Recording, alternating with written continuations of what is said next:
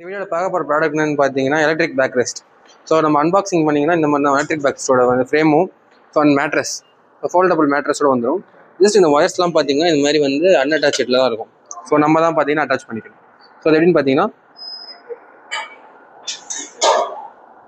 Just first பார்த்தீங்கன்னா இந்த ஒயரை நம்ம இந்த பாக்ஸில் ஜஸ்ட் இந்த மாதிரி ஃப்ளக்இன் பண்ணணும்.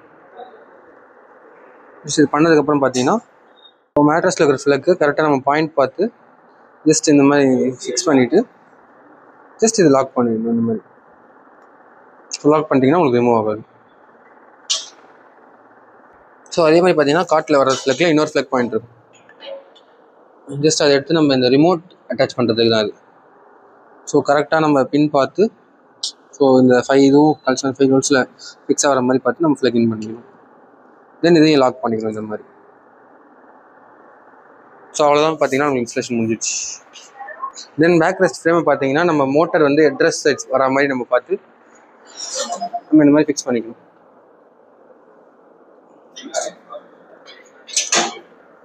ஜஸ்ட் இந்த மாதிரி வச்சுட்டு தென் மேட்ரஸ் பார்த்தீங்கன்னா ஸ்லிம் சைடு வந்து நம்ம வந்து பேக் ரெஸ்ட்டோட ஃப்ரேமில் ஃபிக்ஸ் பண்ணிக்கணும்.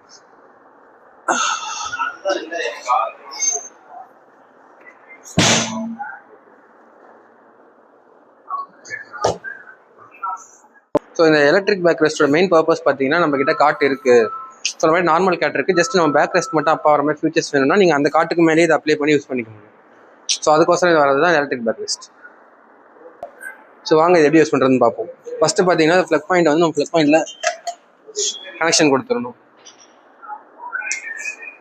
ஸோ நம்ம ஃப்ளக் பாயிண்டில் அந்த மாதிரி கனெக்ட் பண்ணதுக்கப்புறம் பார்த்தீங்கன்னா நமக்கு ரிமோட்டில் இந்த மாதிரி ப்ளூ லைட் எரியும். ஸோ ப்ளூ லைட் ஆயிடுச்சு கனெக்ட் ஆயிடுச்சுன்னு அர்த்தம். ஜஸ்ட் நம்ம இந்த அப் பட்டன் ப்ரெஸ் பண்ணுறது மூலயமா ஸோ உங்களுக்கு பேக் ரெஸ்ட் பார்த்தீங்கன்னா இந்த மாதிரி அப் ஆகும்.